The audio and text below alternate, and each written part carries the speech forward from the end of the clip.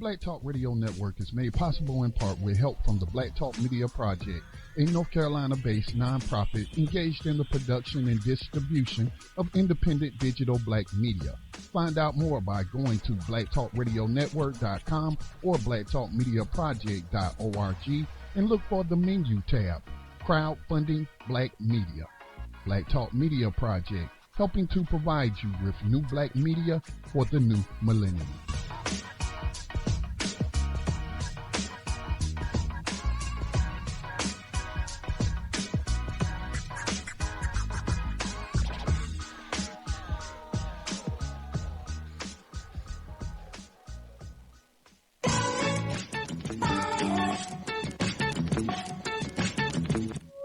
And opinions expressed by callers, guests, and hosts do not necessarily reflect those of the Black Talk Radio Network and Black Talk Media Project. Black Talk Radio is new black media for the new millennium.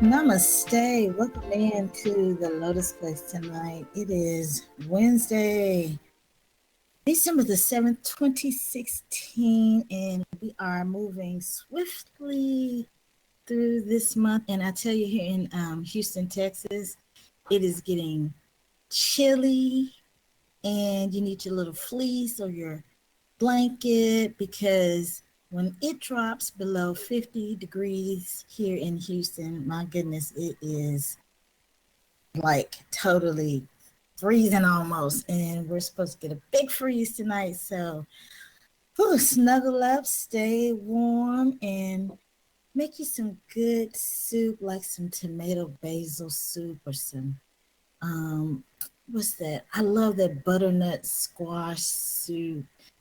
That's delicious. But that roasted tomato soup is just to die for, to live for. We want to speak positively. Yes, namaste to you, Featherlight. Namaste. Namaste, Black Rose. Hey, How are you? I'm trying to have positive energy.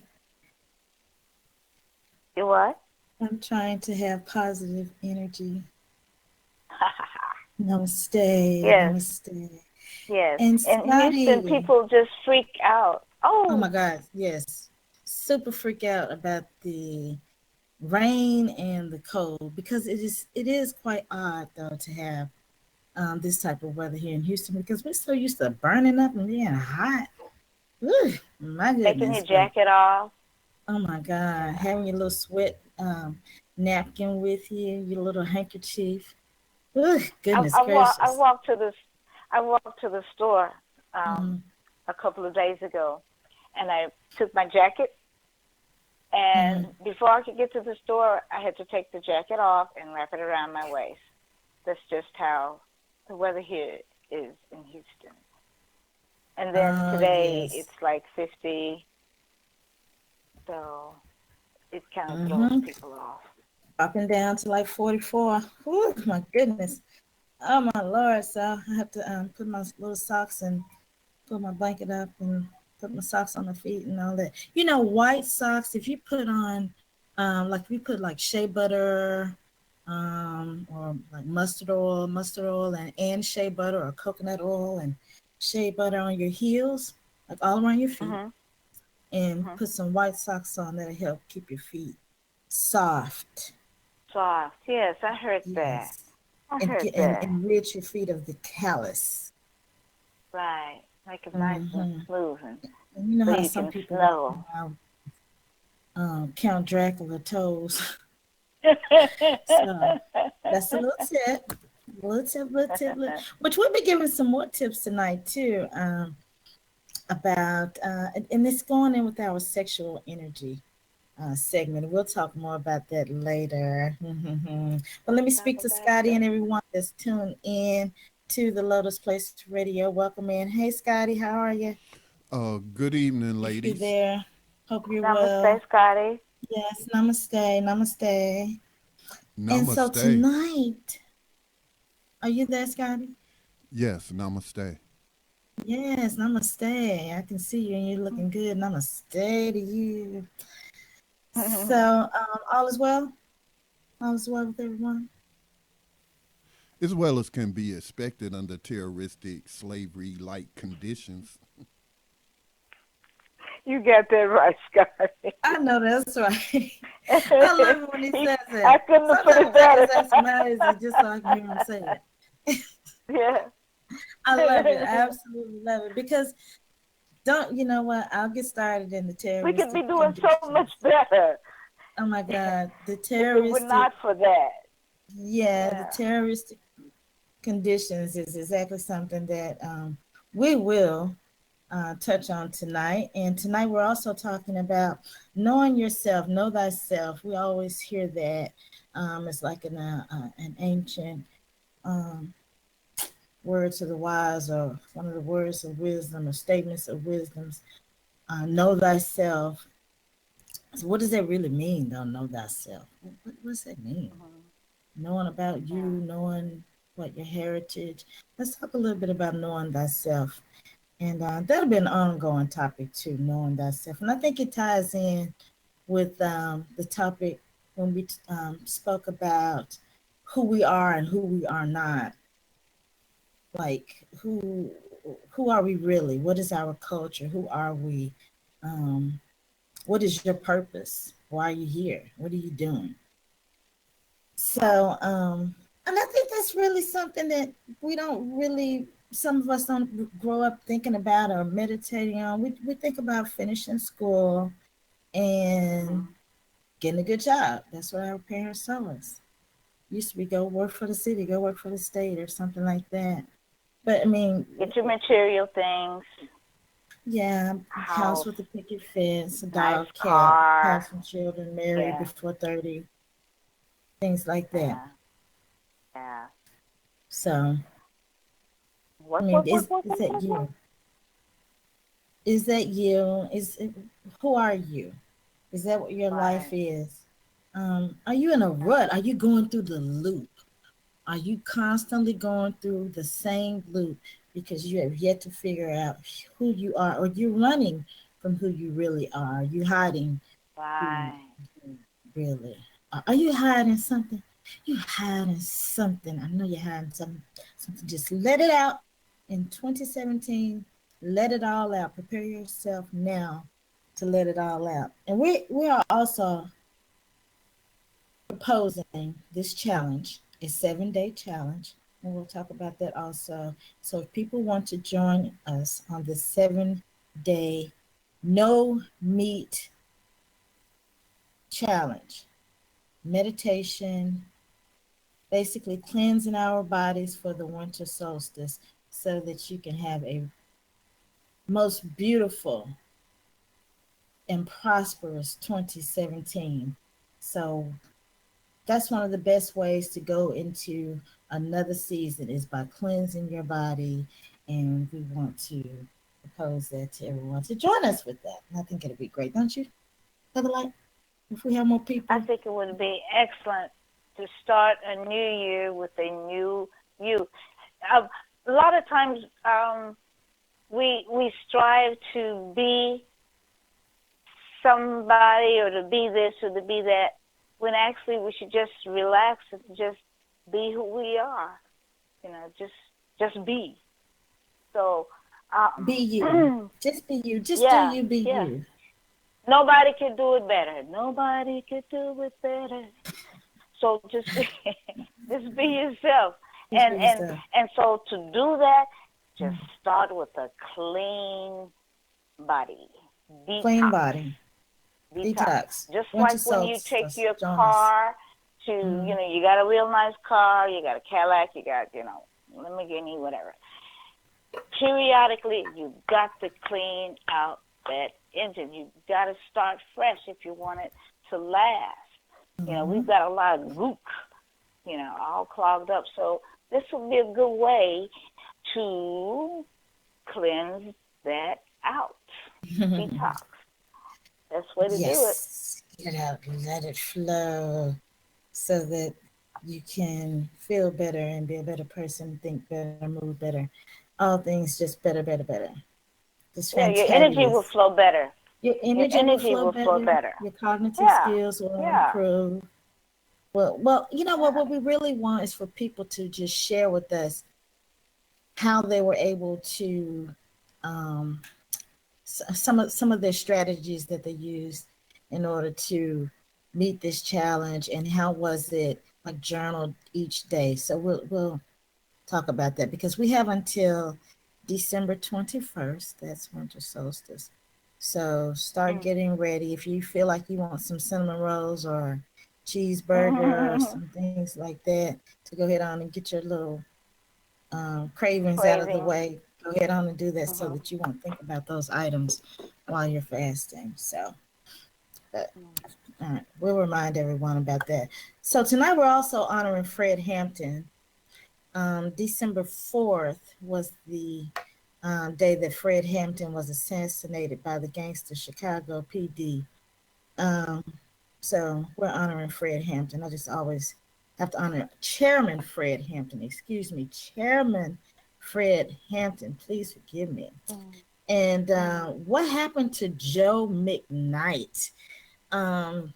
This story, I remember seeing it like pop up on my phone feed, news feed. And I was like, God, these people, they're just really going crazy. Just crazy, crazier than they were crazy. And I recall seeing some of the clips, and then I heard that the person that murdered this man in broad daylight was actually released. So it's like the cops just questioned this man, and they wanted to just deliver their own ruling. Well, he's going to get off on stand your ground law. I mean, wait a minute now. You want to be judge, jury, and executioner, like Ida B. Williams said. Wait a minute. You not the damn lawyer. Little slave catcher, sit your ass down somewhere. Excuse me.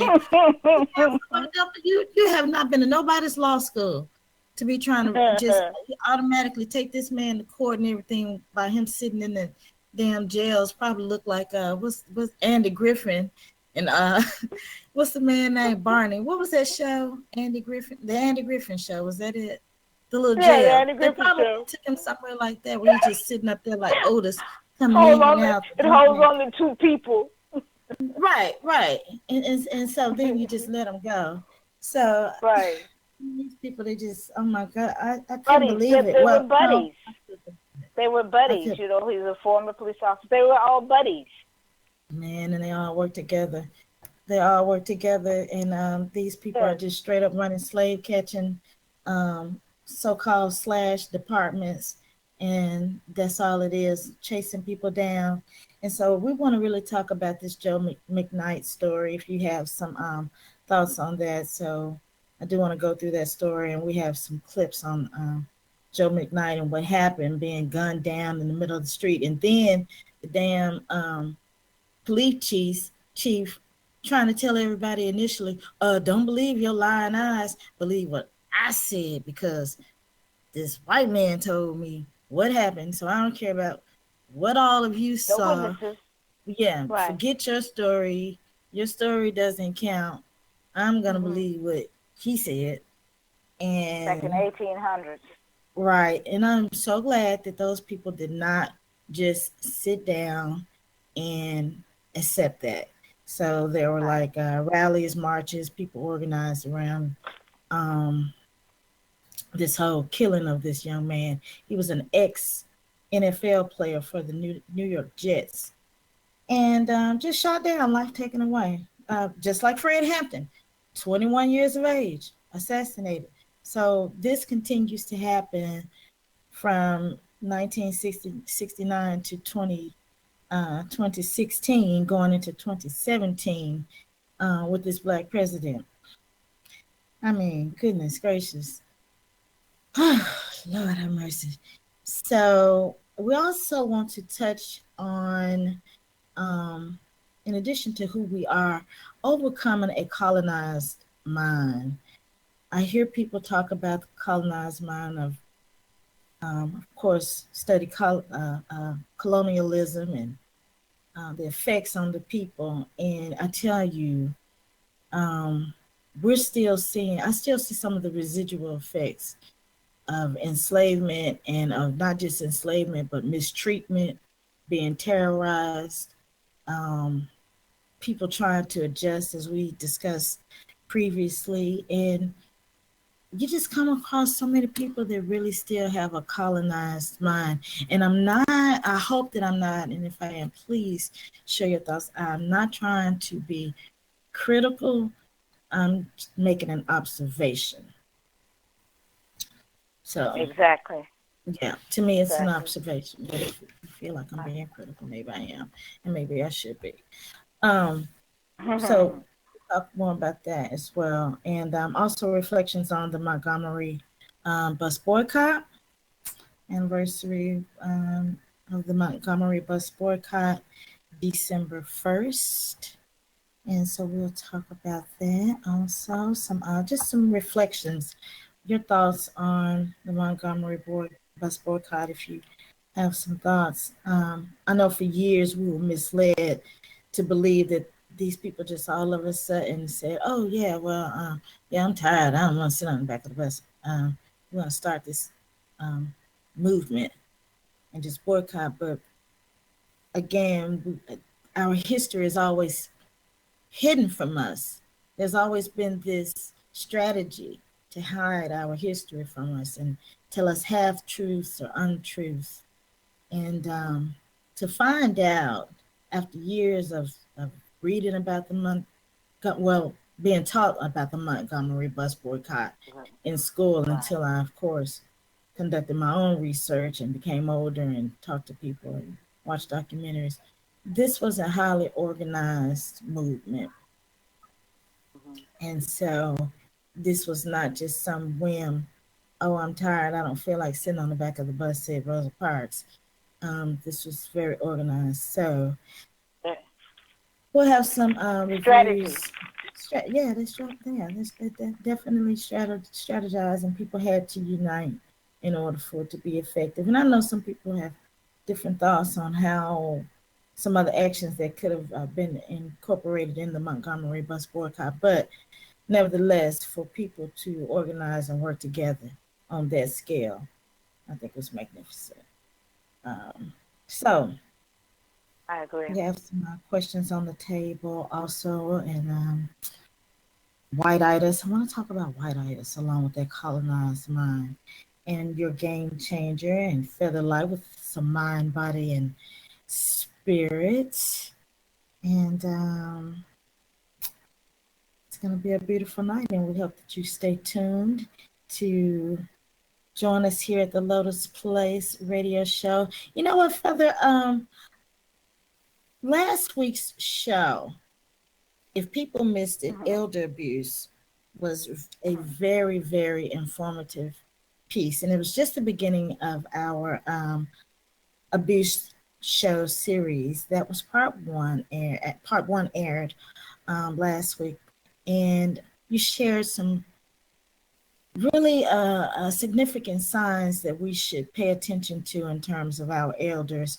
If you have an elder friend, or you know someone that's bedridden or immobilized in some way, elder abuse is very real, and it comes in so many forms, as well as abuse, how the many forms that we will discuss, not just like relationship abuse when you think of male on female, but we also want to discuss like friendship abuse, coworker abuse, the different types of abuse. There's just a myriad of abusive relationships, a myriad of abusive relationships that we sometimes may not even consider as much as just like male on female.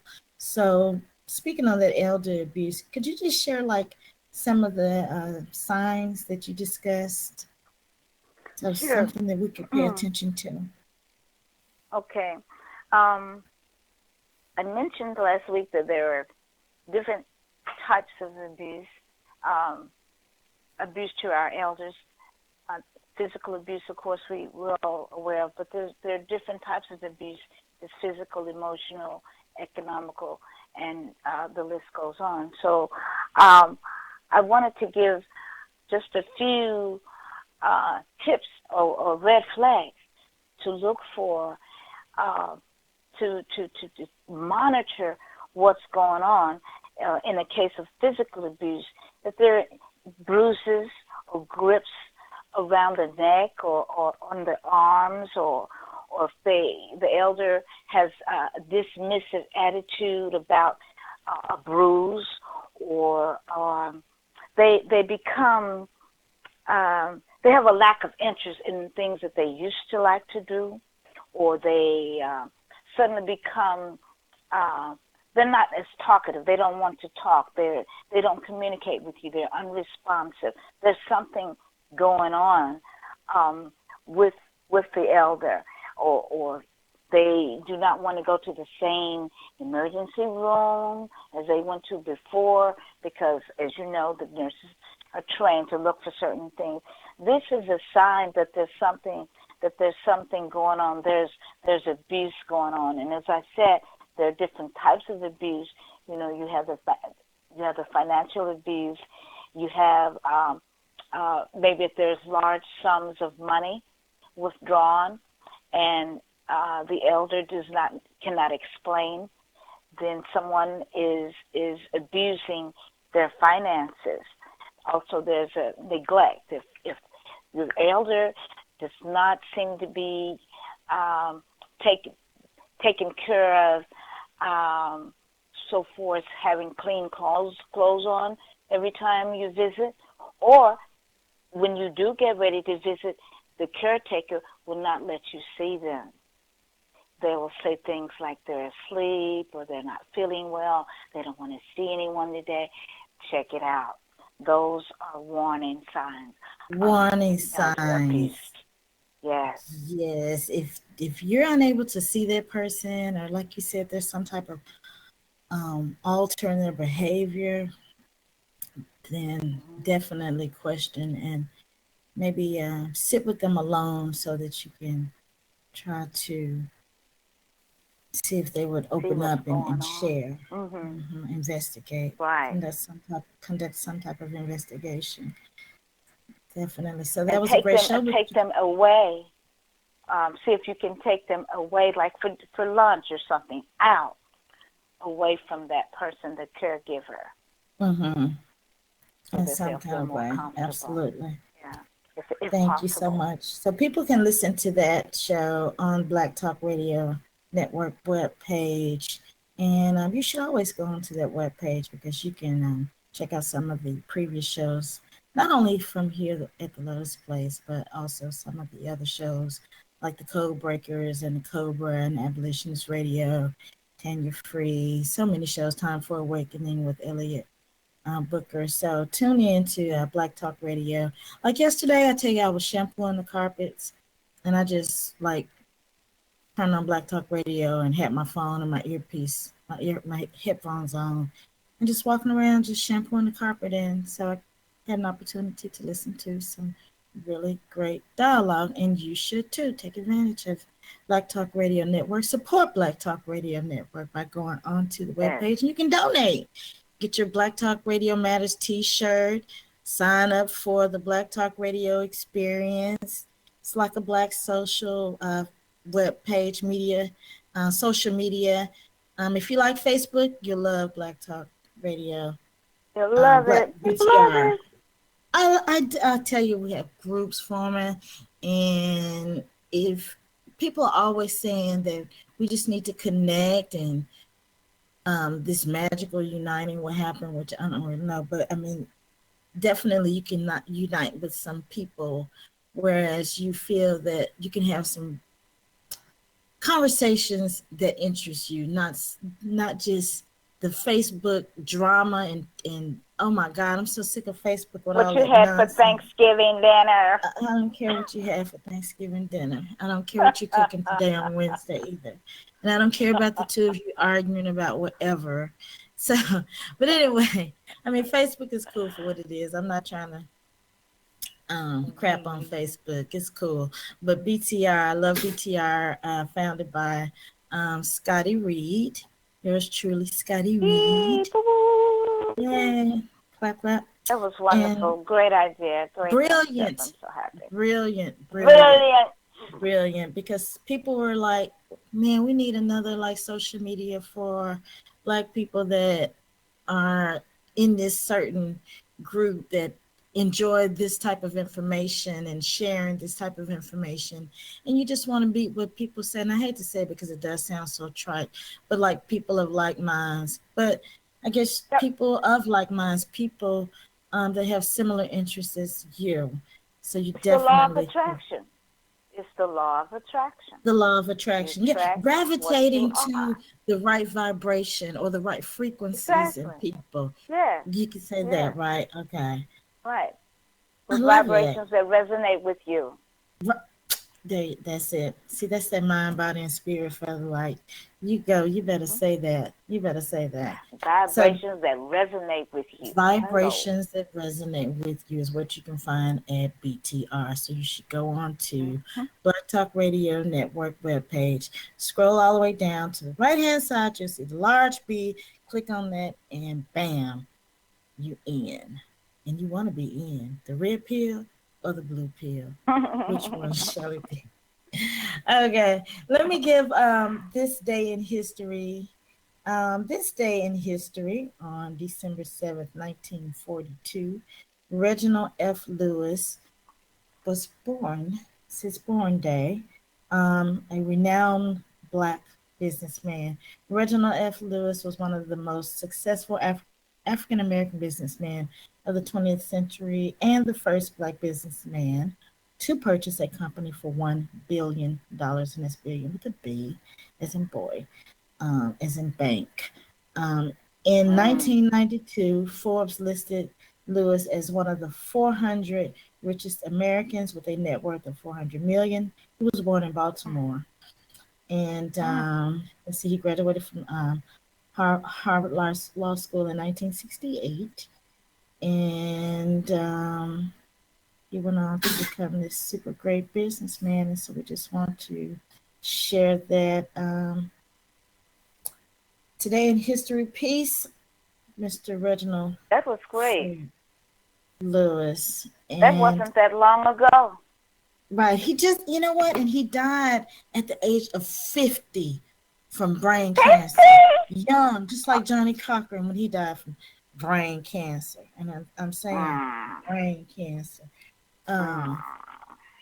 So, and also, I just want to share this little tidbit too, this day in history. Although this happened on December 6th, I thought that this was significant enough to mention since we're not airing on December 6th. We're here Wednesday nights, every Wednesday, 9 p.m. Central, 10 p.m. Eastern, here at the Lotus Place on Black Talk Radio Network.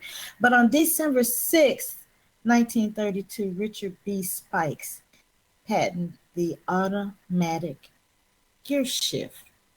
And you know the automatic gear shift is used in multiple ways. It's been altered to be useful in so many of the items that we use. Mechanical items, probably something to do with the sewing machine. Right, patents the automatic gear shift. And so that just pretty much revolutionized us. And you have some of these people say that we can't do anything and we need to go back to Africa and we can't learn. And our children, pardon me? Where would they be? Right, and our children are afraid to tackle math because they're always told that they can't, and you have to try harder, and you have to, what is it? You have to try twice as hard. We should not keep telling our children that, because we're already sending them into the world feeling like they're handicapped. So they are not handicapped. So they just have to be the best that they can be always.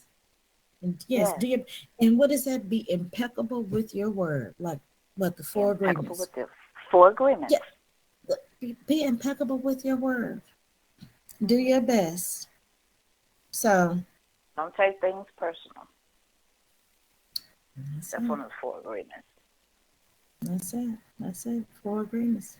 That's it. And you know what? Let's take a break, and then we'll come back. And if Scott could play that first Fred Hampton clip for us, I think that would be great. When we come back from break, we'll listen to Fred Hampton and Featherlight. I want to hear your review. You have a film review for us. And I have a couple of topics I'd like to touch on as well. But we'll take a break, and then we'll hear from you also with your creation story and get into some more of our topics for tonight. You're tuned in to the Lotus Place. We'll be right back after this break.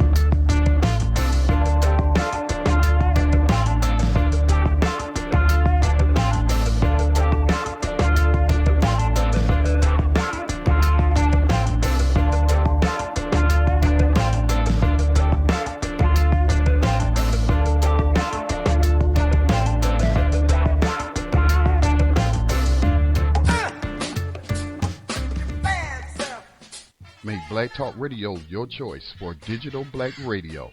New black media for the new millennium.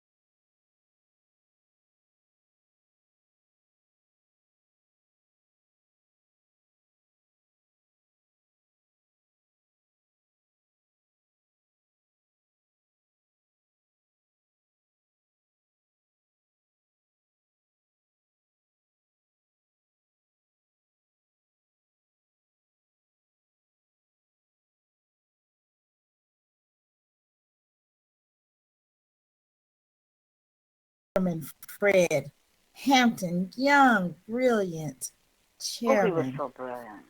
Oh, my goodness. So on December 4th, that was the day that Chairman Fred Hampton and Mark Clark were assassinated. They were attacked by the Chicago PD. So we're going to talk about Fred Hampton. I remember, just briefly, I remember watching this video documentary on the death of Fred Hampton, the assassination of Fred Hampton, and how the police department lied about the Panthers shooting at them from inside. And when it was actually investigated, because the Panthers invited the community in to come and see how there were like 90 something bullet holes, probably like 100 bullets fired from Chicago Police Department into the home. And Chairman Fred Hampton was drugged, and he was in bed asleep from being drugged with his pregnant wife. And these crazy, demonic people raided this house before daybreak and killed this young man who was only doing good for the community, empowering the community in so many ways. But like you said, you can kill the revolutionary, but you cannot kill the revolution.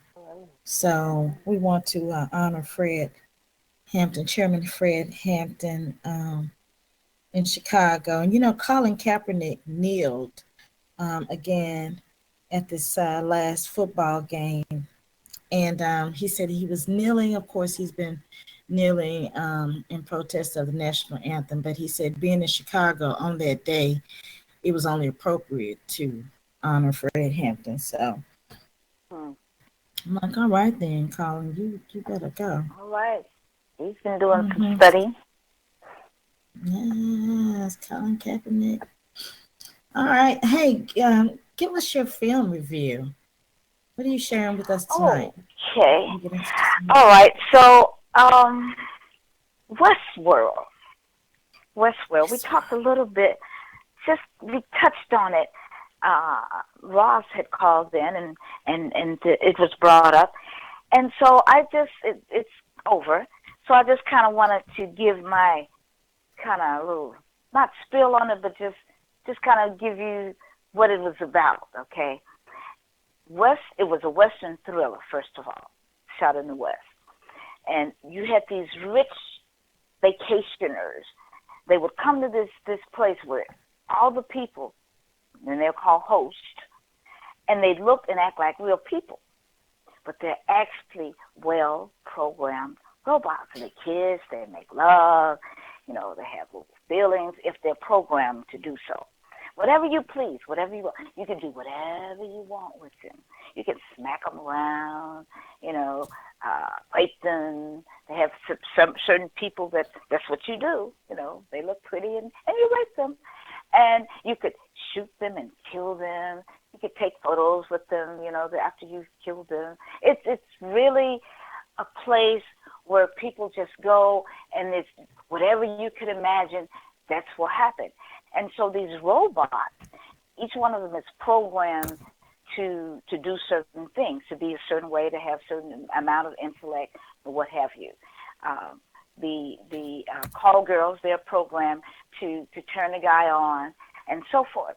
And so what happens that really kind of, and they cannot, this is really good, they cannot harm the vacationers. They cannot kill them. They're not equipped to do harm to the vacationers or to the people who created them. And they actually think that they're people. They really do. And when they get killed, they just get hauled off. They just come after haul them off. And the special ones, they make them over again. They just, patch up the wounds and sew up the bloody bodies, and you put them out. They just recycle them back into the whole loop. Back into loop. It's a loop. Mm-hmm. And they keep living these lives over and over again, not realizing that somebody is programming them and telling them what to think. And it is just really amazing until there's a glitch. A glitch happens in somebody's program, and they begin to realize something is wrong with this world. They did not realize that somebody was controlling their minds, but then somebody begins to realize that, hey, didn't I used to have a child? Where is that child? Why am I a call girl right now? And I remember this so vividly, and it would be in a dream, but they really weren't supposed to be equipped to dream. So it's Sunday Newton is the person that is playing the role of the person that begins to wake up. I love her character. Mom. Yes. You're living in a mirage, and Anthony Hopkins is the person who creates all these supposedly human people, and they're not human. But they Bernard Wright, Bernard Wright's character, not Bernard Wright, Jeffrey Wright, whose character is Bernard. Look, I'm calling him Bernard, honey. I think I may remember him. Bernard. Bernard. They call him Bernard. Oh my gosh, yes, Westworld, quite intriguing. And Benard's character, he's over all these robots. He helps make them, but he doesn't realize that he's just like they are. He Doesn't realize that it's he just, programs them. yes, he programs He them, right? programs them And the because they have the Hamptons designers are the that same. like put their Right, bones together and use the what right, is it, the digital print? What do you call? I can't think of what you call 3D printer to design the bodies and construct them. And Bernard programs them. Bernard, who turns out to right. be Arnold. And so this is a major twist. Oh my goodness. Well, if you have not completed the series, then I just gave the spoiler. But I mean, I've had to like go back and kind of like check out a few of those episodes Yes, you'll want because to go back and watch it again anyway. oh goodness gracious, indeed, yes. And so your thoughts on Westworld? My thoughts on Westworld is when Sunday begins to wake up, she realizes that she can create her own world just by her thoughts. And that's what we're saying a lot on the show. You can create your own reality. You create your own reality by your thoughts, your perceptions, how you view the world. That's how the world is to you. And what you concentrate on, that is what you draw to you, sort of thing. Mm-hmm. So Thande starts to say things like, those two sheriffs are going to just draw on each other, draw the guns on each other, instead of shooting other people. And they do that, you know. And it's just amazing to think that through our thoughts, we create what we see. You know, we create our experiences. We create our own world. Yes. We create our own destiny. Right. We are the authors of our own script, our own lives. Nobody else is in control of that. Nobody should be in control of your life, your day-to-day activities. You should be in control. Right. Oh, here's one instance. It was at the very beginning of the show when this newcomer comes. There's one vacationer. He's been there before, but he brings his brother, his future brother-in-law, who is sort of very reserved. And as they approach the saloon, someone falls in front of them. The horse is about to run over them, and then they reach up to him, and he says, "Help me," or he starts to help the guy, and he said, "No, he's trying to pull you into his fantasy, into his world, into what's going on with him," and that could have led to pick him up, and then later on he sees you, and then he says, "Hey, you're the one that saved me. Let me buy you a drink. Let me tell you about my wife. Let me tell you about my life." And you get wrapped up in their world. So I thought about that. Yes, and I thought about that. Who you let into your world. And you become a part of their script.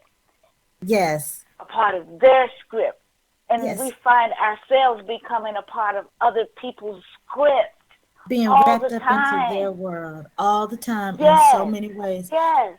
We're helping either wrapped up in their script in some kind of way, either by helping them achieve whatever their goals are, not focusing on our goals, or giving them all kinds of energy and still not knowing yourself, putting time back into yourself, working on your self-improvement, tending to your own garden.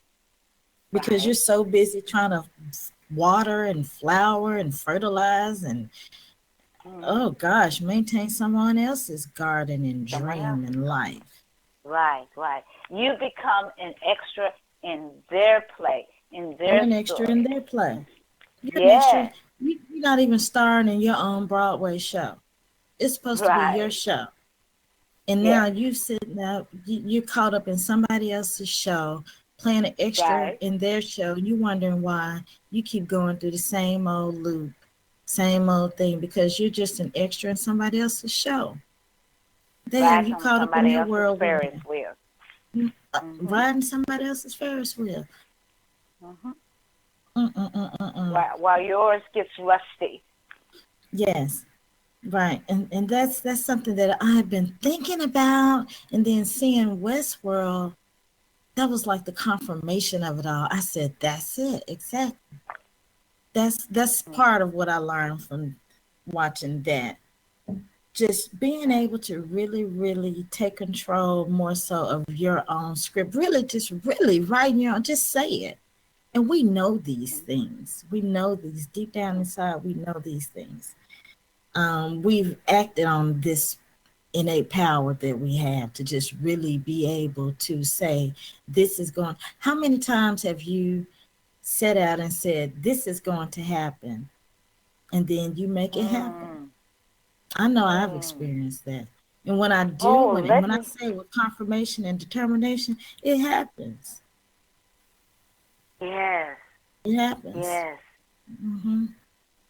Let me tell you about a story that happened with me on that Okay. note. Okay, I had my little dog Abby, and then I had another dog Ginger, which is much bigger.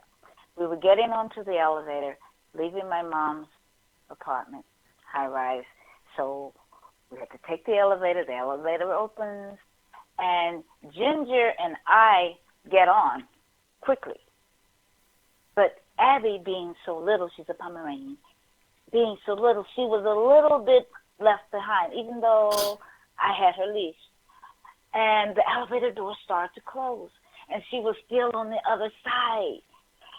And it freaked me out because all I could think about was her being choked as the elevator door closed. So I didn't have enough time to reach out. Let me see, how was this? Wait a minute. Oh, I know what. She was in the elevator, but her leash was still on the other side. That's what it was. Her leash was still on the other side, which meant that once the elevator door closed, then it would pull her neck, right? This was a horrible thought. And I couldn't get the leash off in time. And, of course, reaching for the button was out of the question. So what I thought in my mind was, I've got to break this leash. And you know what a leash is made out of. I didn't have one of those El Cheapo leashes. I had the sturdy kind with the ridges. And before that elevator door closed, I took that leash and I broke it in half. And it closed. I was amazed. I was more grateful that I was able to do it. But later on, I thought, wait a minute, that was kind of strong. How did that happen? But it snapped. It broke. Because I willed it so strongly that I didn't want this to happen to my dog. And so I broke it. And you broke it. Yeah. I should have kept it, but we just have to be determined, and I believe that plays into knowing who you are, knowing your power, understanding the power that we have. Yeah. And I just sent the acting. energy there. I You sent sent the the energy to my hand. I sure did. You sent the energy. Exactly. Um. So, Queen Sugar, you have any thoughts on Queen Sugar? Well, Queen Sugar is a story of, it's set in New Orleans. Oh, so much fun. Two sisters and a brother. They have to deal with their personal issues, which each one of them has their own lives. They're grown. And they deal with their personal issues while they're trying to save 800 acres, I think it's 800 acres of land that their father has left to them. Their father dies in the first season, the first couple of episodes. And Turbin is his name. Oh, he's one of my favorite actors. So they're trying to save the land, and they find out that the land is smack dab in the middle of white owners who actually hung their forefathers trying to get the land back, because their forefathers bought the land from these owners when they were on hard times. And so they were trying to constantly get it back, and they killed a lot of their family members trying to get the land back. So these three siblings have to try to figure out how they're going to keep the land and keep their lives, their personal lives, together. And they discover a lot of things about themselves. And I like the sisterhood, the brotherhood. I like the family of them coming together to make tough decisions. And it's really a very good storyline because each family member, the sisters and the brother, they have very interesting lives on the side. They're very interesting plots. Very, very, and they're very good actors. Oh my goodness. Yeah, I'm pretty pleased with the younger brother. I've never seen him before, but he's very good. The younger brother, oh my God, I guess he's from Ghana, and he has two younger brothers that are thespians as well. But I said, well, that's a nice little chocolate drop there. He's very handsome. I think his name is something like Kofi something. But I'm truly, I love films that are filmed in like New Orleans and New York. I just always have some kind of feeling watching something filmed in either one of those cities. They're so electric to me. I love New Orleans. Rather, like they say in New Orleans. It's like you're actually there, you know? Mm-hmm. I love to see the whipping willow trees. I love to see the whipping willow trees, the swamps, the colorful character of the rooms, just the laid back feeling that the people have living in the bayou. So it's just so beautiful. And that's one reason why I love being here in Houston, so close to New Orleans. But now Houston and Texas, oh boy, something else. But anyway, so you want to share a creation story also with us, and then I want to get into some of these topics on these mistrials these people having, just don't want to convict anybody, and also what happened to Joe Mcknight. So let's talk about this creation story, Featherlight. Okay. Okay, so this is about It's Within. It's called It Is Within. So there are over 200 creation stories, okay, all over the world by different cultures. It's not just the Adam and Eve story that most African Americans have been told. The fossils and bones of the African woman found in Ethiopia, named Lucy, was found in 1974, in November of 1974. And it shows that she walked the earth 3.2 million years ago. And since Lucy was found back in 74, scientists have found evidence of even older earthlings dating back as 7 million years ago. So, someone was here before Adam and Eve. The Adam and Eve story is like 2,000 years old. So, my point is that there are more creation stories out there than the Adam and Eve story. And some people just don't want to let go of that, but fact is fact. And some people only believe something unless it's told by a European, a white person. Oh my goodness, well, that's that whiteitus. Yes, they feel white people's water is colder, and what comes out of their mouth is gospel. And so these people don't believe something unless somebody white said it. Well, guess what? These scientists, researchers, and archaeologists were all European. Okay, so they had to put their Well, feelings aside, and just admit, fact is fact, and to them, science is science. It is found in Ethiopia, which is in what we call today Africa. So don't deny your past and who you are. With that said, this is the story of when the Creator was talking to the creatures about the humans. And the Creator said, they're going to need help as they will face many crises while on earth. They won't remember on their own where to find the guidance and protection they need to live a fruitful life. But I don't want to make it too easy for them, because then they will not learn what they need to learn during their experience here. So he asked the creatures, where can I hide it?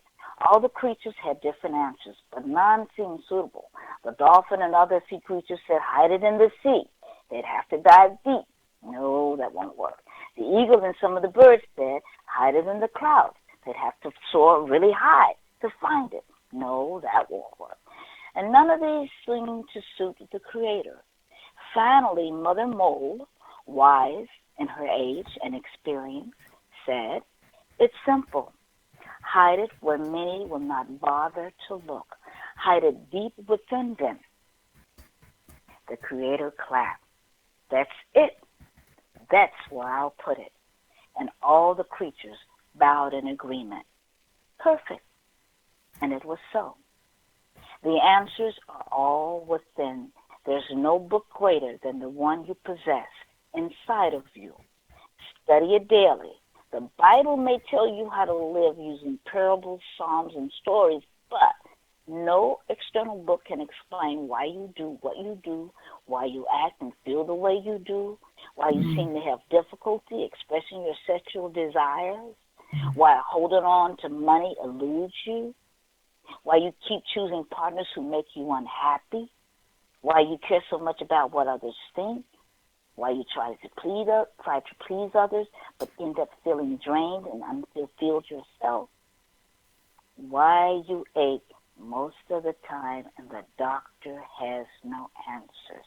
Emotional issues can cause physical pain, worrying, unresolved childhood trauma, guilt, anger, jealousy, self-doubt.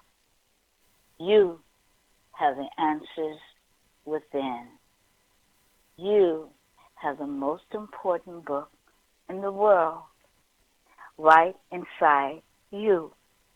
Whenever you're ready to open it and become a scholar of you, yourself. Namaste.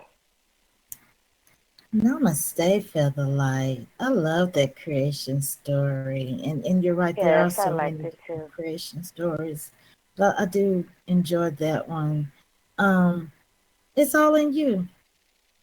Yeah, yeah. Once We again, look knowing yourself. externally, and we should be looking inside. Look inside. Look inside. It's always inside of you. And that is one thing I'm always talking about, what I can I guess glean from reading something or viewing something. But we can just take it as simple as The Wizard of Oz. Searching around for the film The Wizard of Oz with Dorothy. Searching around for some magical person that's going to help you accomplish whatever feat it is.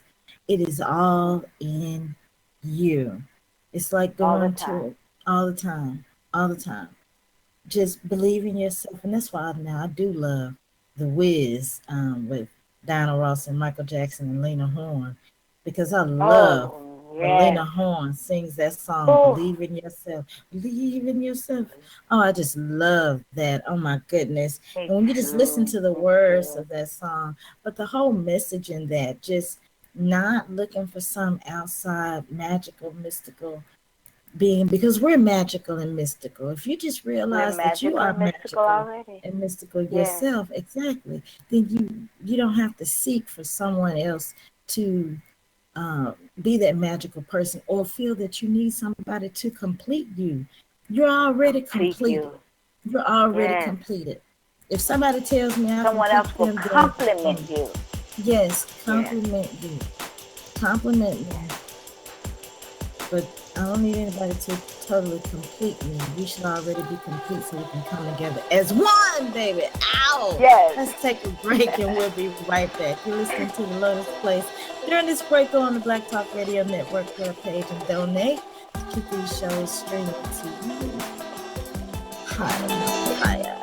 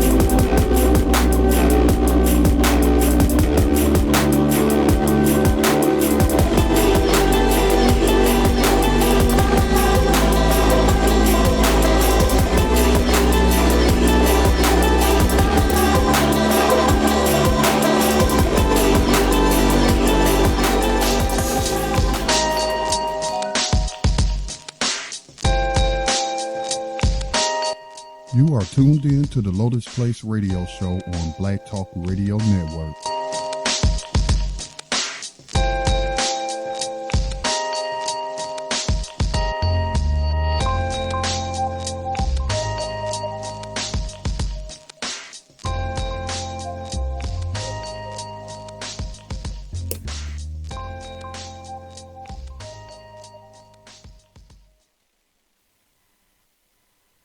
All right, and we're back here at the Lotus Place. I was just over here just bopping. I mean, I'm just loving this music that Scotty is playing for us tonight here at the Lotus Place. Oh my goodness, the Lotus Place is turning into a nightclub. Get down. Thank you, Scotty. I loved it too. I know. I was over here like, yeah, hey, throw your hands up in the air. Love it. I love it. I'm rocking. Oh, yeah, you know, I love some music. I love to dance, and goodness gracious, I just grew up dancing. But thank you so much for sharing that creation story with us, Feather Light, and we really welcome. appreciate all of your mind, body, and spirit. And we're going to talk more about some mind, body, and spirit later on before we close out tonight when we get to the sexual energy piece. And that's going to be quite interesting because don't shy away from it. It's a spiritual act and not just a carefree act, and that's what we want to talk about. And also just raising that sexual energy, that kundalini. But before we get to that, we get into little something else here. I heard this story about this man finding a noose on the job.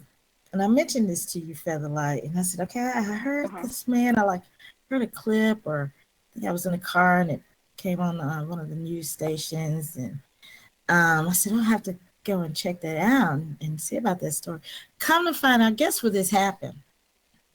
Where? Here in Durham, Houston. I was like, wait a minute now, Houston. You know, I try to put on for you, Houston. I try to brag about how Houston is a little different from the rest of Texas. Try to give these silly folks a little credit. And these idiots, and I know exactly who it is. Some of these, let me just, okay, I'm trying to be a little more positive and not get so angry. But this man here in Houston said he found a noose hanging inside of his workplace. His name is Jeremy Molo. And he first noticed it hanging from like a piece of equipment at Atlas Copco. And so apparently, like, he took a picture of it, and he understands like the historical symbology of the noose. So of course, it was quite difficult for him to see this. He said his grandparents used to talk about lynchings and find the noose. And so he said he complained to a coworker. He was hoping that when he returned from work that he wouldn't see it again, but he returned to work and he saw the noose again. The noose was hanging again. So he spoke with Human Resources, and of course, they're just ignoring his complaint. I want to bring up that, I really had to bring this story up because, first of all, this man, he has to come to work and be subjected to this terrorism. And he says that it's really frustrating because probably the same person that hung that noose is looking at him in his face and laughing and smiling. Yeah. And so that is terrorism. It is. And it's undue stress. Yes. Now, if this man was to have a stroke or just begin to have some type of heart problems or ulcers from worry, an aneurysm from stress because of this terrorism. And see, people want to talk about ISIL and Daesh, somebody blowing up some newspaper place in France and Charlie Hebdo and all this. We have real terrorists going on right here on our very own streets here in this land, in these states, right here by a group of people that have been terrorizing non-whites for as long as we can remember, as long as any recordings. So why is it that we still have to continue to be subjected to such terrorism? And you have so many people that will not recognize this as terrorism. And I would say, as part of our strategy, document this. Even if you just write this down in a journal, we should start recording these incidents, compile them for different publications. This could be justification for some type of justice for us, because people should not have to be terrorized like this. This man should not feel fearful on the job while he's going to work. We're still experiencing these things. And I did read this historical piece, and I didn't really want to bring it up, but just in terms of this news, also on this day in history, I can't recall exactly on this day in history, December 7th, 1985, there was a report of, I think it was 75 or 85 people, 75 people, I believe, 75 people in 1885 that were lynched on this one day. Oh my God. And so for this man to find a noose at his place of employment, and we're still going through this, I think it's just horrendous. And our children and grandchildren should not have to endure this. So things have to change, and that's why we have our Mind, Body, and Spirit segment also here at the Lotus Place, because some of the things that we have been doing are not working. So now it's time to try something different. So live your dreams. Right. Whatever it is, we all have a purpose. We have a reason that we're here, and we have to figure that out, and we have to act on that. So I just want to share that story and just related to this terrorism and how, once again, whiteitus, you have people that don't want to recognize that this is homegrown terrorism, domestic terrorism right here by these KKK people, slave catchers, and the like, vigilantes like this Gessner man that killed Joe Mcknight. Okay, and we shouldn't have to experience that. You cannot just shoot us down in the street like this. You can't just kill us. You can't just beat our children like this. You can't just take our children out of our homes like this. Like we still in some slave cabin behind the plantation. That's crazy. Right. Black Rose, may I share? Well, and just walk. Sure. Well, apparently they can. Based on our responses thus far, apparently they can do all those things. And they do. Because they've been successful. Go ahead, Scotty. I'm sorry I interrupted. My No, apologies. that's all I wanted to share was apparently they can gun us down in the street and abuse us and Yeah. throw us into slavery and everything else. Mm-hmm. And I see that the prison stock has gone back up, Scotty, or has it gone back down since today? No, I they know you popping generally kind of champagne keep up with corks that. and partying and probably preparing to party at Trump's inaugural ball and what have you. So yeah, them All slavers, right, right, partying right now. right. Mm. Yeah, yeah. Mm. Well, my goodness. Um, this whole system of slavery and enslavement, and also I think that this is also this is some celebration of the 13th Amendment, also, which again, if you listen to the abolitionist show, if you're in the right communities and have the proper discussions with people, people are realizing that within that constitution, slavery is legal, and it is a damn shame that people are being enslaved all over again, particularly us. And it used to be a time we were talking about this also. Or I was talking about this with someone. We used to think that prisoners were just there and they're just making license plates and all of this stuff. These companies have people actually enslaved, making everything, booking cruise trips, taking out pizza orders, making Victoria's Secret underwear, just all kinds of jobs, just All all kinds of kinds. slavery, planting, cropping, agriculture, just everything, making damn everything. And so that's why people are complaining and thinking Donald Trump is going to bring them back their little oil jobs or whatever, their little factory steel mill jobs. Mm. It's over, baby. It's a wrap. They have the prisons It's doing a lot of over. this work. Everything from cleaning up OVA. the streets, and it's ridiculous. And the food that they feed these prisoners is just inhumane. The treatment is Mm. inhumane. Mm. And the same old companies own just about every damn thing. The damn GEO company, they privatize everything. That company there is the devil. It's Satan. And so you should not Yeah, have it, any every investments every in every this major, just about stuff. every major corporation. I won't say all of them, but some of the ones that we deal with on a regular basis, they're part of Yes. it. Yes, and retirement plans are connected to it. So check your retirement plan too. Um, let me see. Scotty dear, I would love for us to be able to play this clip number 2 and number 3 on Joe Mcknight. So this is a clip from the fatal incident that Joe Mcknight was involved in with this crazy ass terrorist.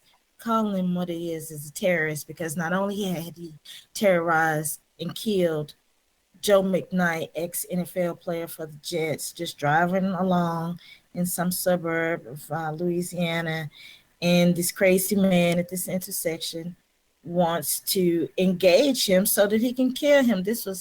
I believe this was like really premeditated, because this terrorist had actually had a previous incident apparently at the same intersection with someone else. So this is Mm. repetitive behavior, which is also Mm. indicative of his mental state.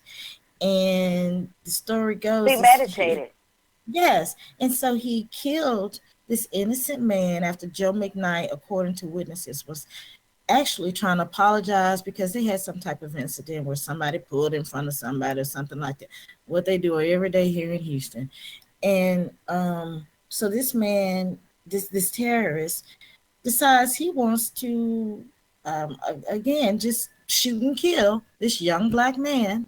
And that's what he does. He unloads in Joe Mcknight. And some of the witnesses initially stated that the man got out of the car and came in front of the front windshield, fired into the car, and Mm. I guess Joe McKnight's body fell out of the car, because some witnesses say that he stood over his body and then shot him in the head. a kill shot. So for you to let him go because you had time, first of all, you had time to think about all of that, getting out of your car, getting your gun, going to shoot, and then standing over somebody. And so for him to initially have been released by the sheriff who wants to be judge, jury, and execution and everything else, and big man on campus and all of this, you're not a lawyer. You had no right to say that this man can get off on stand your ground. When did you go to law school and what law school? And when did you pass the bar and become a lawyer for anybody? Stay in your lane. Arrest. Stay in your lane. You don't make the damn case. Right. So anyway, thankfully, the people united and they coalesced and organized and were able to force the sheriff to listen to the witnesses' accounts, because he had a press conference saying, don't believe your lying eyes. Don't believe what everybody else saying. This is what happened. White man told us this is what happened. We believe it. So we're going to let him go home. But the people there said, hell no. Thank goodness. Because this is not an isolated incident. So this has been happening. So, you know, I can go on and on. Let's just listen to a couple of the clips on Joe Mcknight. If we could, Scotty, please. Despite being released from custody after admitting to killing former NFLer Joe Mcknight in a road rage incident, Ronald Gasser has finally been arrested and charged with manslaughter. Gasser was arrested Monday on one count of manslaughter per Louisiana's Jefferson Parish County records. And this isn't the first road rage incident to land Gasser in trouble. He was cited in 2006 for reportedly getting into a verbal confrontation with a man before physically assaulting him. At the same intersection, Gasser would later shoot and kill Mcknight. In a press conference Tuesday, Parish County officials said witnesses were key in charging Gasser in this case, and that Gasser's arrest was partially delayed due to tracking down these witnesses.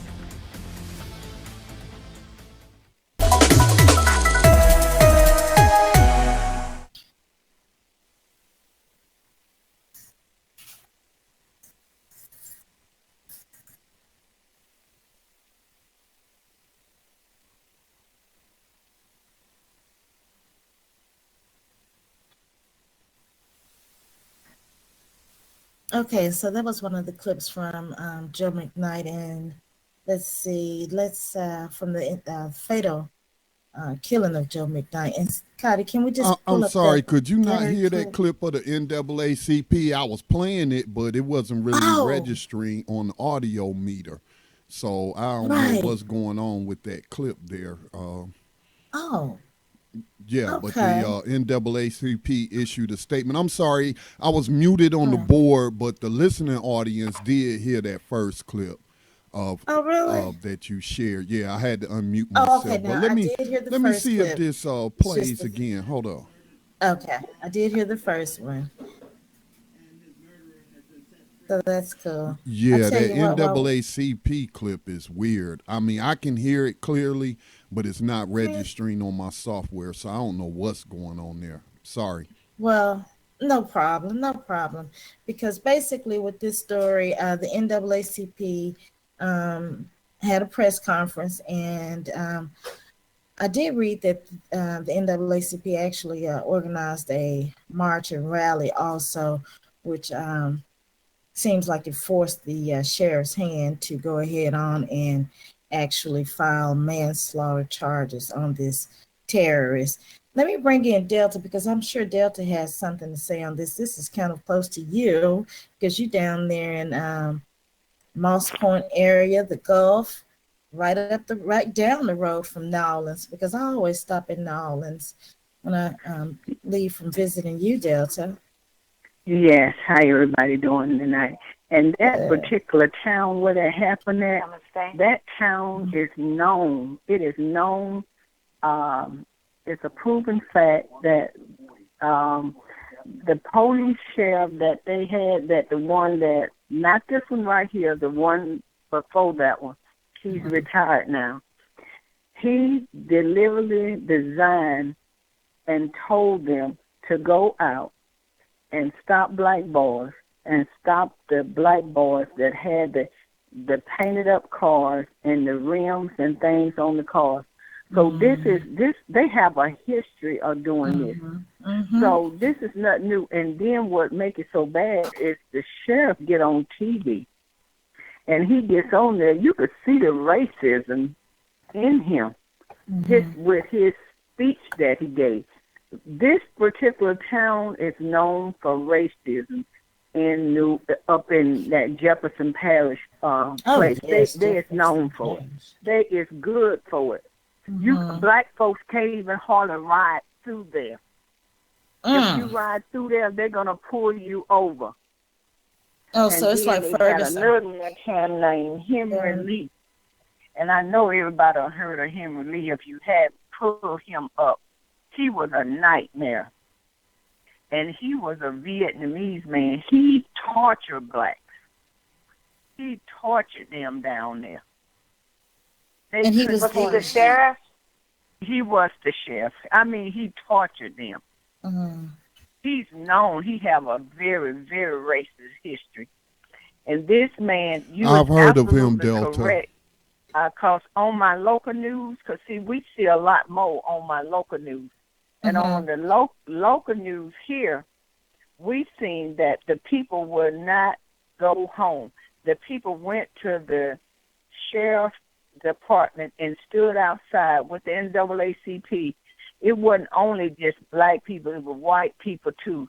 They have stood out there and forced his hand because he was not going to charge him. He was not going to charge him. Then they went and found more witnesses. Then also they had a witness that she said that she was never contacted. She contacted them from day one and waited for them to call her. They wouldn't call her, so the lady went public, and she went to the NAACP to let them know that she gave them her statement. And nobody called her. So they put her out there, and that forced their hand. That redneck did not want to do nothing. Of course not. No, because to him he was actually doing his job. He was assisting him, just like recall that story. Where did this happen? Where the insurance man, the man was like 70-something years of age, and you pay this. It's almost to me like Westworld. These people pay a certain amount of money, so you're able to go along and ride along and fulfill your dream of going to shoot down a black man, just like that. What was that movie that Ice-T starred in?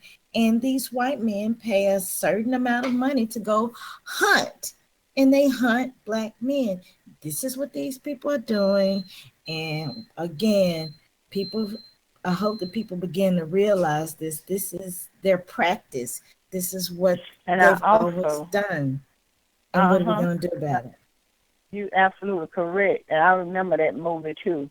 And I also want to go back to this too. The man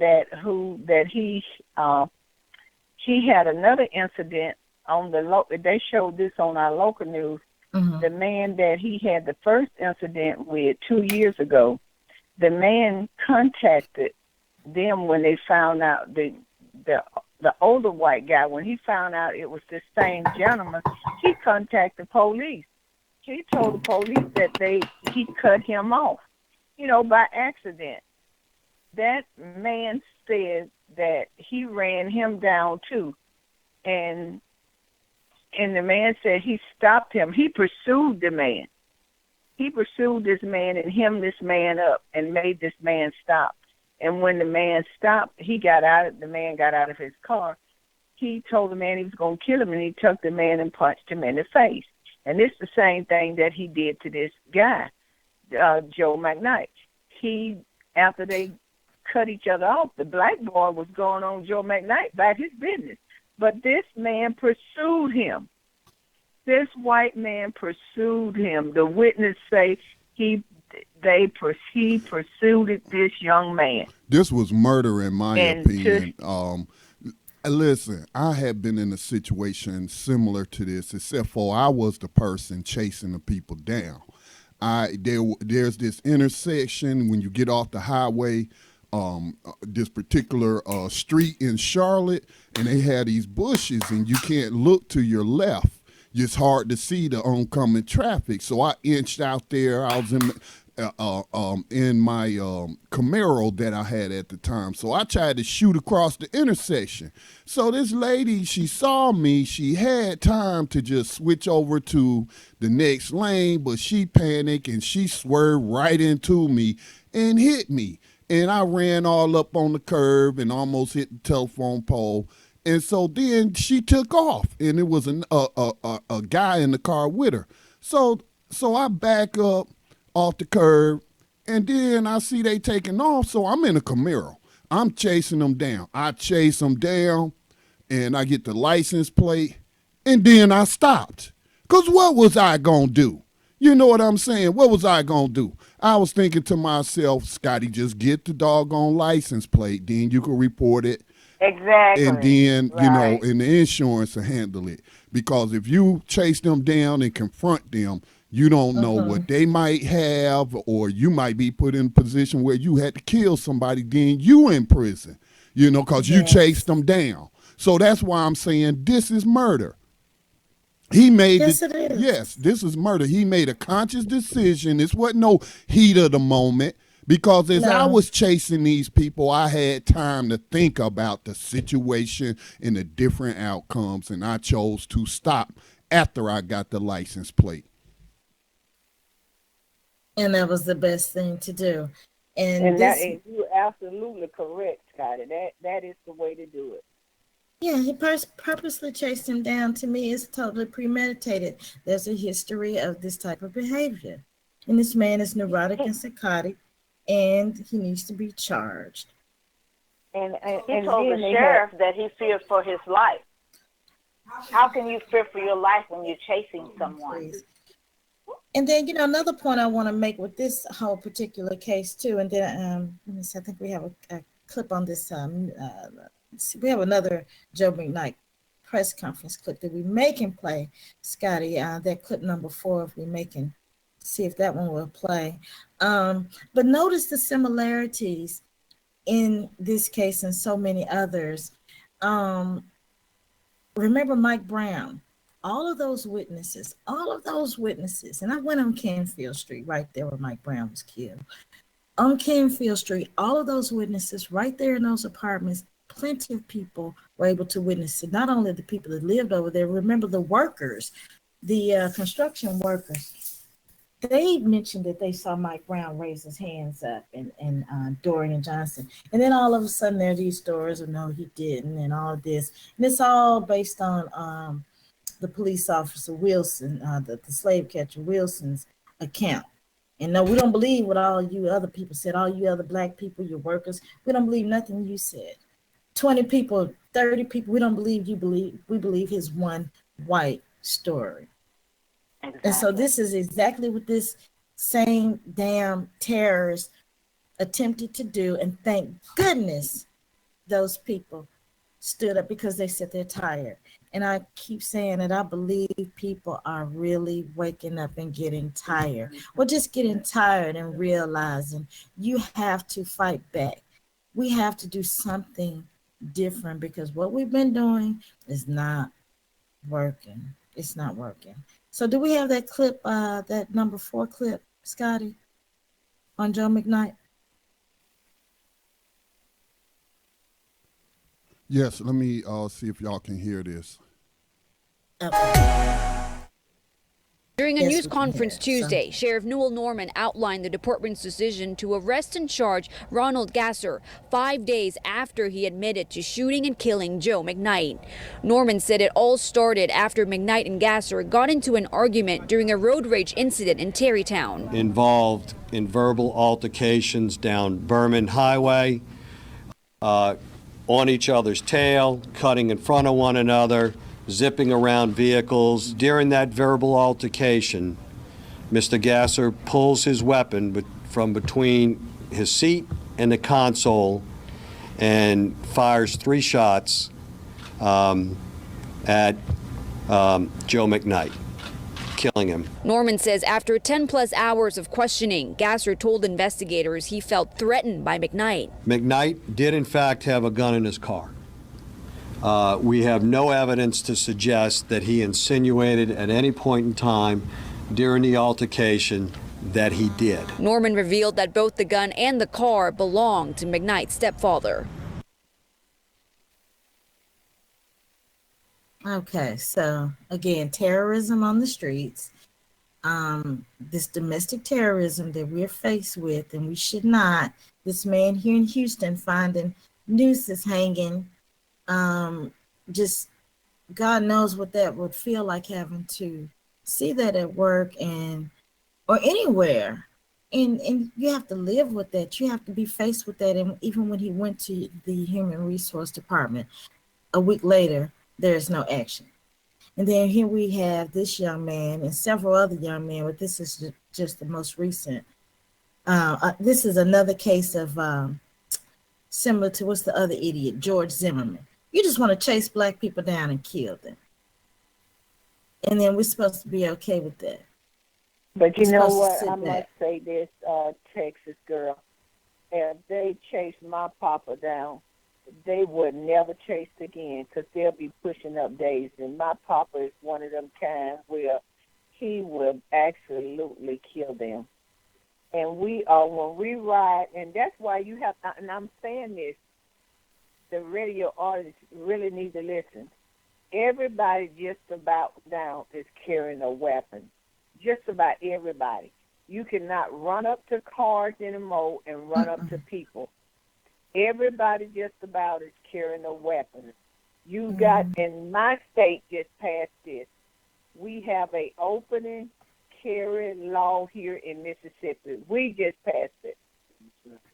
You to put it on your side. I can holster it on my side. I can go all up in the store, but now I must back up. If a store having a sign on their door telling me that I can't do it, I can't do it. But if that sign is not there, I can take my gun and put it on my side and go anywhere.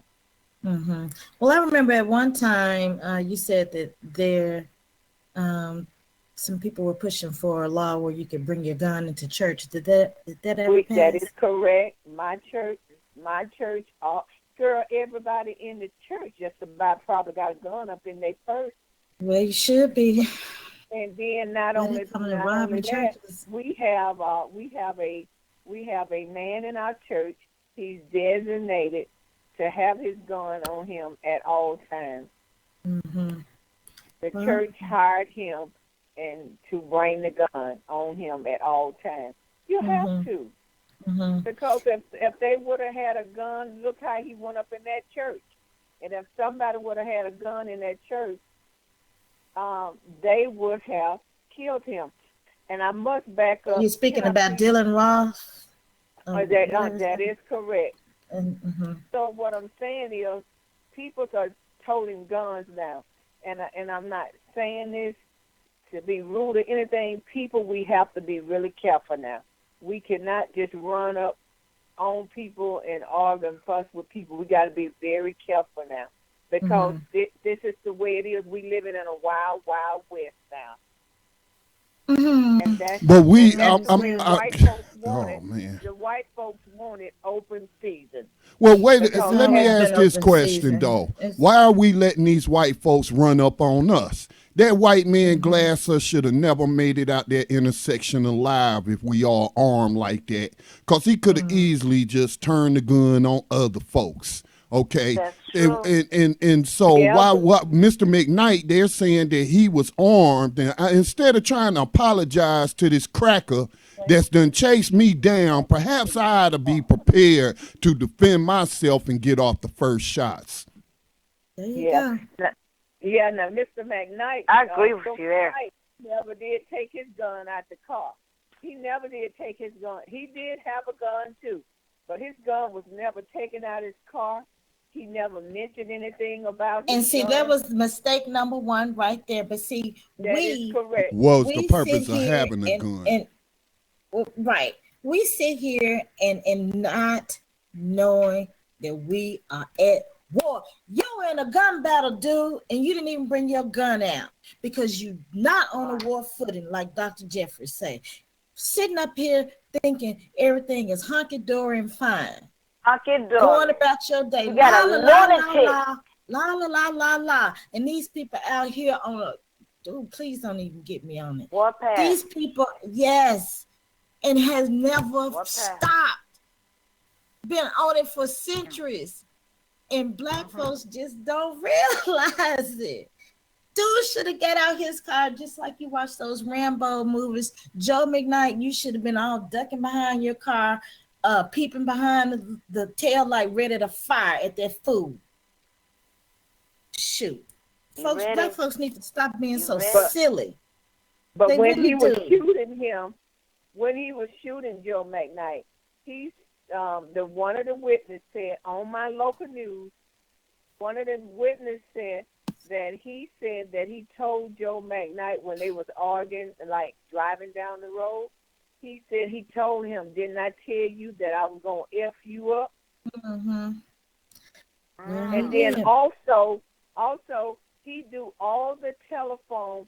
He has a some contract. Type of business.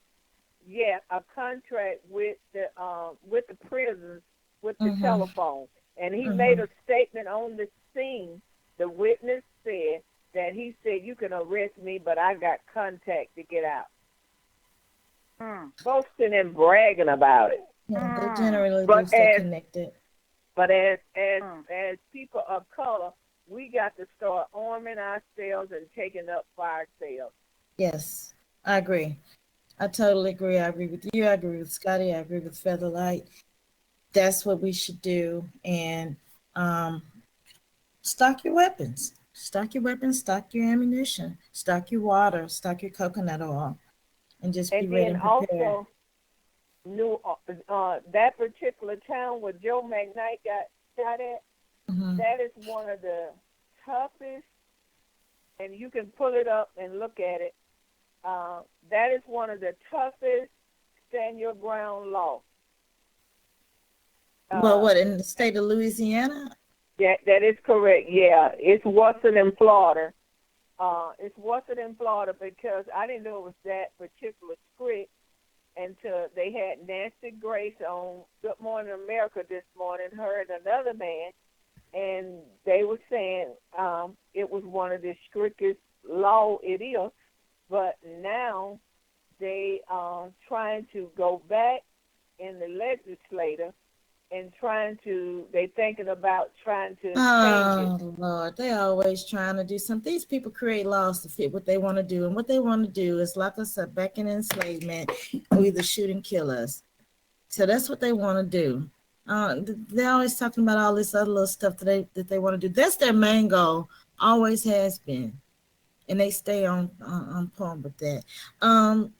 Let's talk about this Walter Scott and this cop, this Slater, another terrorist, with this another mistrial, just like the cop Tennyson up there in Ohio, the mistrial with killing Sam DuBose. So, Scotty, can we play this clip 5?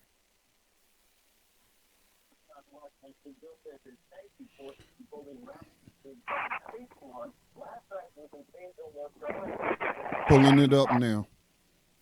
In other news tonight, a mistrial has just been declared in the murder trial of a South Carolina police officer who killed an unarmed black man. The deadly outcome was caught on cell phone video.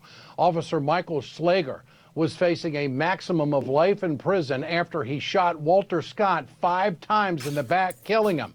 The 2015 incident reignited anger among the black communities against police violence across the country.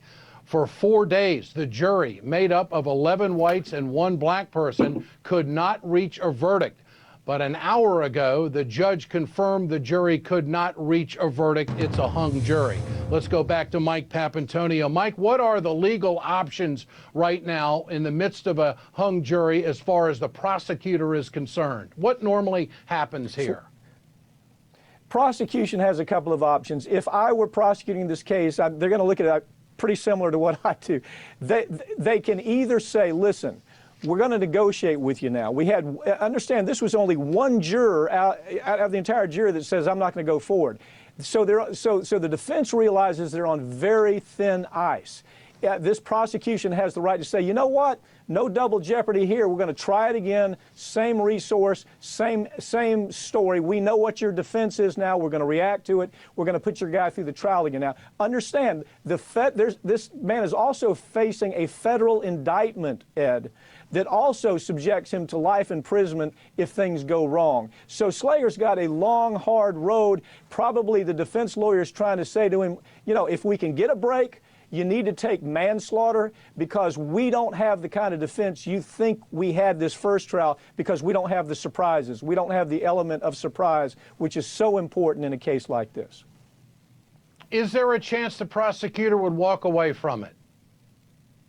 No, I don't think so. I think for a prosecutor to walk away where you have a hung jury with only one juror holdout, I think would ruin that prosecutor's career, both in the area of prosecution and probably private practice as well.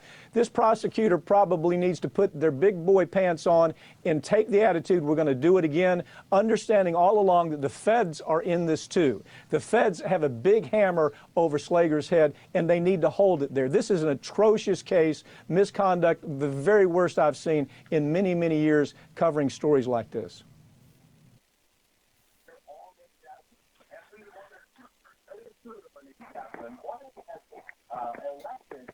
So that was a clip referencing the mistrial with this slave catcher, Slater, who shot Walter Scott in the back, if you recall. I know sometimes our memories are kind of short. But Walter Scott, he exited his car, began to run. He was pulled over because of a broken tail light, which I think that police officers should have nothing to do with anything on our car. You don't know if I just pulled out of a parking lot and someone bumped into me and broke my tail light, damaged my tail light. And I didn't look at it because I just came in and got in my car. Why are you stopping me because of that? I'll see it when I get home and I'll fix it. Right. I mean, what's this all about anyway? All these stupid laws like that. Anyway. Police being able to just pull us a reason to pull us over. Black Rose, I kid you money not. From us. I kid you not. If we got any listeners from the state of Arizona, y'all can call in and back me on this. But I was stationed at Fort Huachuca, Arizona, which is 5 miles from Tombstone, and the largest city is Tucson, that was close to where I was. They don't even have a state inspection. Like in many states, you had to have your car inspected every year. It's got to meet a emission test, and the lights got to work, and the tires got to be right. They have all of these different points of inspection. And then you have to get that sticker and get approved in order for you to be able to drive that car on the road. Now, in Arizona, I seen cars that looked like jalopies. I saw one that looked like it was the Beverly Hillbillies riding down the street. And they don't have any kind I mean, I'm serious. They don't have inspections down there. So I agree with you. If they can do that in the state of Arizona, then it should be nationwide. Right. I mean, it's just who agreed to these laws, and why is it that once these laws are on the book, we have no way to re-vote on these laws? That's something that I don't like at all. I don't agree with that. I don't think that they should be able to pull people over. That's how Sam DuBose was pulled over. Had something to do. Oh, license plate. That's how Corrine Gaines was pulled over. License plate. All of these little traffic stops are just ways for them to infringe upon our human rights. Again, it's just like you having to have a slave pass. If you just view it in that perspective, I have to have some type of papers to travel. Why? I thought this was the land of the free. How come I can't just walk? How come I can't walk down the middle of the street like Mike Brown without you telling me I need to get on the sidewalk? Why? It's my street. It's my neighborhood. Why? Why do I need to get on the curb? I want to walk in the street. White people do it in Austin all day long, and they do it intoxicated and inebriated and vomiting all over the damn street. Police don't say anything to them. So, again, changing our ways. We need to change our responses and our ways. So, mistrial because one stupid ass man just says that he just cannot convict slaughter of killing Walter Scott when this man was shot in the back, running away. Then on top of that, you try to drop a taser down on the man. I mean, and all of this is on video. So what else do you need? So that should tell us the position that we're in. And then now let's regroup, because we've been under this illusion that everything is fine. Once again, la, la, la, la, la, traveling along, and we're at war. We really are. And I hope that people are beginning to realize that. But then it goes back to knowing who you are. So any thoughts or comments on Joe Mcknight or the mistrials before we go into Fred Hampton? Yes, I believe that white man, they knew from day one. That's why they picked the jury the way they did. Yeah. They knew that white man, when they questioned him, they already knew that he was not going to go against the police. He said he just couldn't go against his lawyer argued that he said, don't look at color, look at blue. That's what he argued. So, okay, they knew from day one that these white folks was not you was gonna have one that not convict this man. And so I think as people should have, Reverend Barbara, different ones, if he up around that area or whatever, I think people should have protested about a all-white jury. That's basically because you gave the black man, the farmer, to be the head, that ain't nothing. Because you had already had your plan on there. You knew how it was going to turn out. So we need to start protesting about the makeup of the jury. Well, you know what the argument is to that, Delta. Then the argument is always, well, the way that you're selected for jury is you have to be, for jury duty is you have to be a registered voter. And we just don't have enough black people that's registered to vote and all of this and all of that. So that's always the argument to that. You are exactly right. Yeah, Black but Rose. it still could. Here's an article that I'm just about to share. Here's how black people could use jury nullification to break the justice system. And this is something I've talked about for years. Why do we go in there and convict people on nonviolent drug crimes? And then I remember the George Zimmerman trial and that one black woman. I mean, I was just so embarrassed and so angry at her, talking about people need to knowledge themselves on the law, that they don't understand, and that George Zimmerman was innocent. But anyway, we keep putting people in the prison for nonviolent so-called drug crimes. And you know, the few of us who do get in the jury pool, you know, we always go along with them and send somebody into slavery over some pot or something. If it's involving children, yeah, you shouldn't have been selling no drugs. I don't care what kind of drugs to no child. So I'm sorry, you do have to be punished. Now, but in terms of consenting adults, this adult had some marijuana on them. No, I'm not convicting them of no crime, jury nullification. And so this is from an article from Above the Law, but the title is Here's How Black People Could Use the Jury Nullification to Break the Justice System. And so these people that say, I can understand, you do have a valid argument. I may not agree with every point, but I'm not going to argue with somebody who don't vote. But guess what? You can still register to vote and don't vote, because that's how you get on the jury pool. So if we're not gonna pick up arms to overthrow the system, then let's try to infiltrate the system, do whatever we can to get in these jury pools because we see that they sending so many of our people into modern slavery. So I agree with you, Black Rose. We have to get on these jury pools. If you don't vote, that's still register so you can get on the jury pool. Mm-hmm. I know that's right. I definitely because if I ever went on a jury, I would never vote a black person to go to jail. Never. What you say? Never, Delta. Never. I would never. Never. If you chop one of them head off, I would never vote for him to go.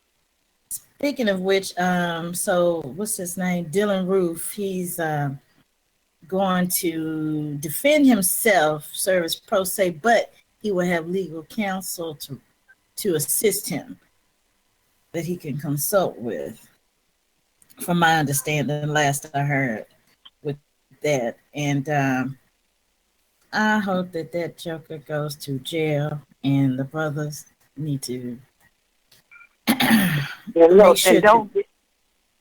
make sure that Dylan knows that was a horrible crime. And no, he should. But you know what, excuse me, like Rose, I didn't mean to cut you off, but I was trying to say, now don't get me wrong, y'all know I'm a Christian woman, but I'm sick of these folks getting up, talking all this stuff, and you know what? They taking this to the extreme when they get up there and talking about pray. Okay, yeah, we can pray sometimes, but there's sometimes we got to do some action. Faith without works is dead. I always say that. Faith without works it just is don't dead. make no sense. Somebody bust your head open, and you gonna sit and you gonna continue to let them bust your head open. And have a prayer vigil. Come on now, it's time to start busting heads back. Yeah. I always have to quote Malcolm, and then let me just go ahead on and speak on a little bit on Fred Hampton and Mark Clark, and then we're going to close out with our sexual energy. Also, like Malcolm said, it's time to stop singing and start swinging.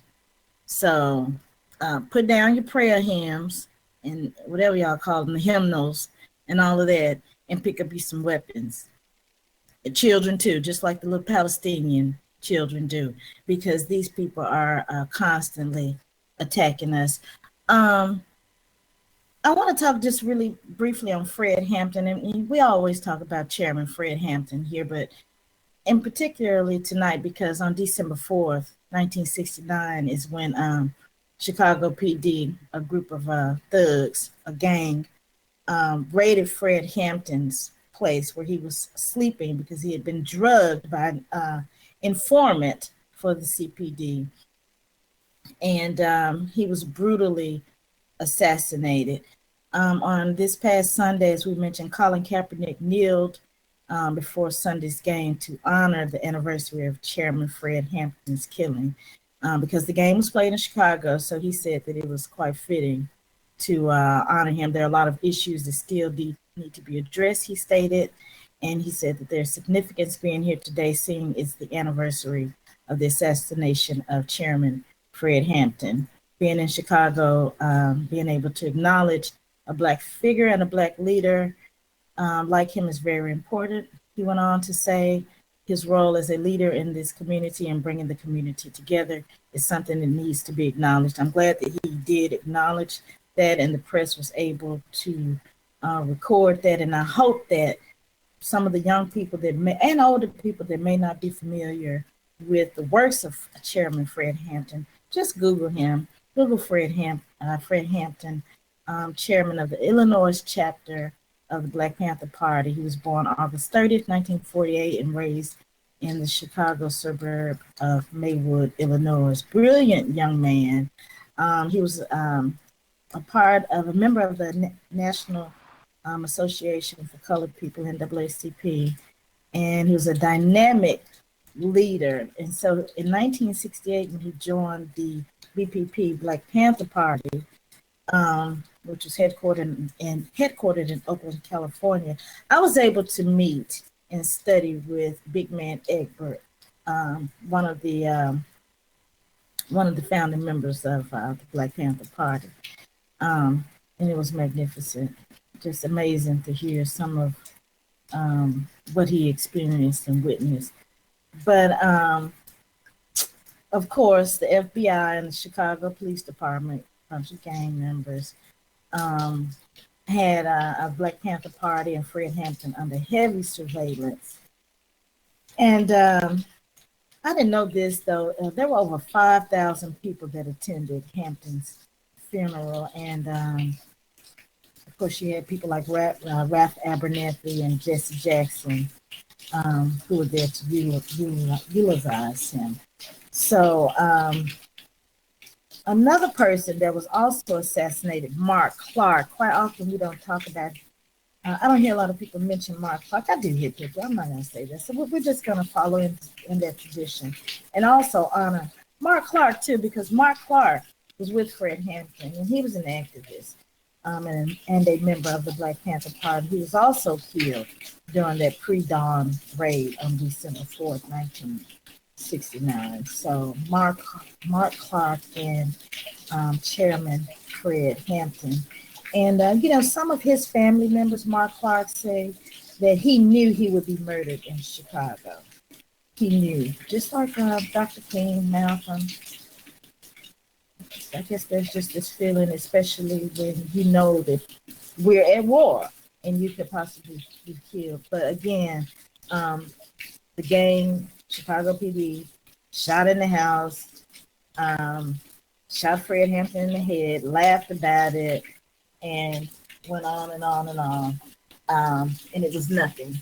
And years later, of course, the Chicago Police Department and FBI admit that they did actually go in to assassinate Fred Hampton, and they admitted to their wrongdoing, of course. And this is something that's quite common and happens quite often, these incidents. And then years later, a statement is released on their wrongdoing.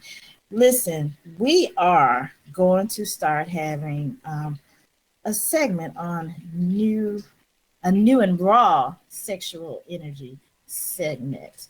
And we're going to talk about sexual energy and how to raise your Kundalini energy and raise your sexual energy. And Feather Light, you want to share a little briefly with us before we get ready to close out, a little on that sexual energy?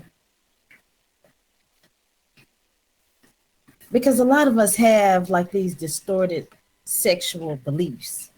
And so we want to kind of talk about some of these things and just kind of open up and be able to release, because that energy is powerful. Not saying that you have to go out here and have sex with everybody you meet. There are other ways to release sexual energy. So, Feather Light, you want to talk a little bit about the sexual energy before we get ready to close out?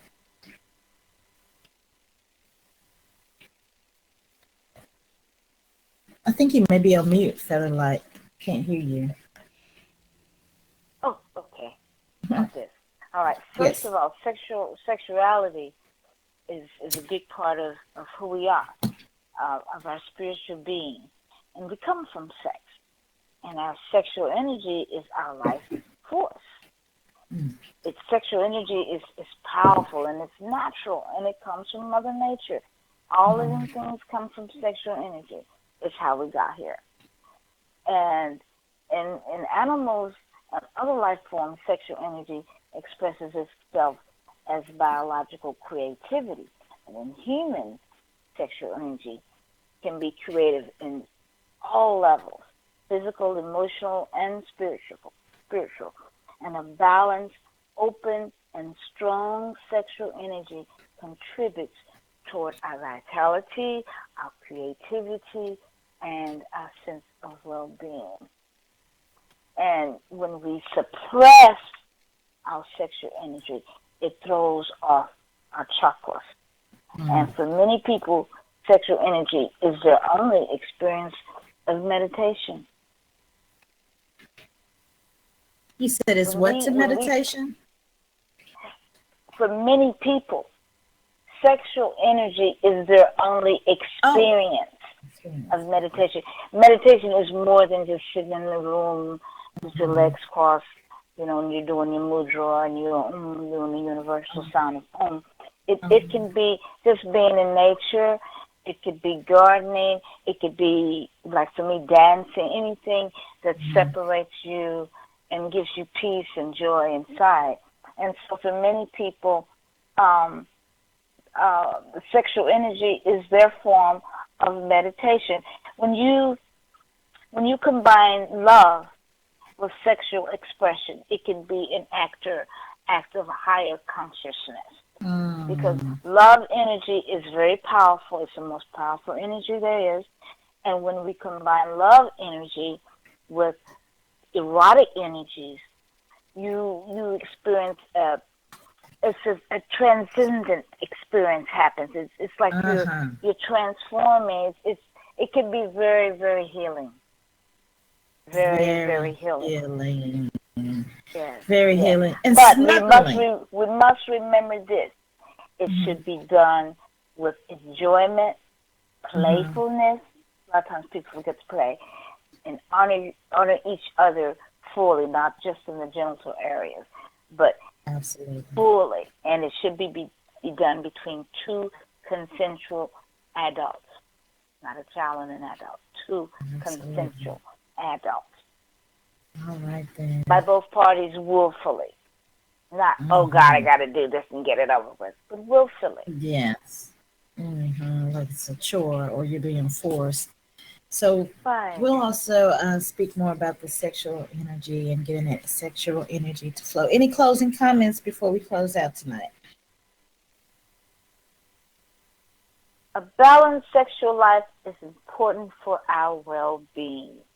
Get your sexual life balanced. Get your sexual life balanced. Don't suppress it. Don't suppress it. Suppress it.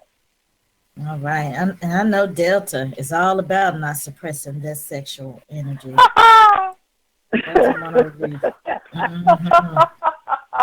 Yeah. So we'll be back, and we'll be back on next Wednesday, and we'll pick back up on knowing thyself. So we'll have to pick back up on some of our topics because we didn't get to them all tonight. But I thank everyone for listening. Thank you for the light. Thank you, Delta. Thank you, Scotty. Thank you, listeners. And we'll be back next week. Peace and good night, and have a wonderful and prosperous week. And get your guns. Black Rose, I have one quote to leave everyone with. The universe is not punishing you or blessing you. The universe is responding to the vibrational attitude that you are emitting. Namaste. That's right. Namaste. The universe is responding to you. Namaste. Peace, good night, and love and light.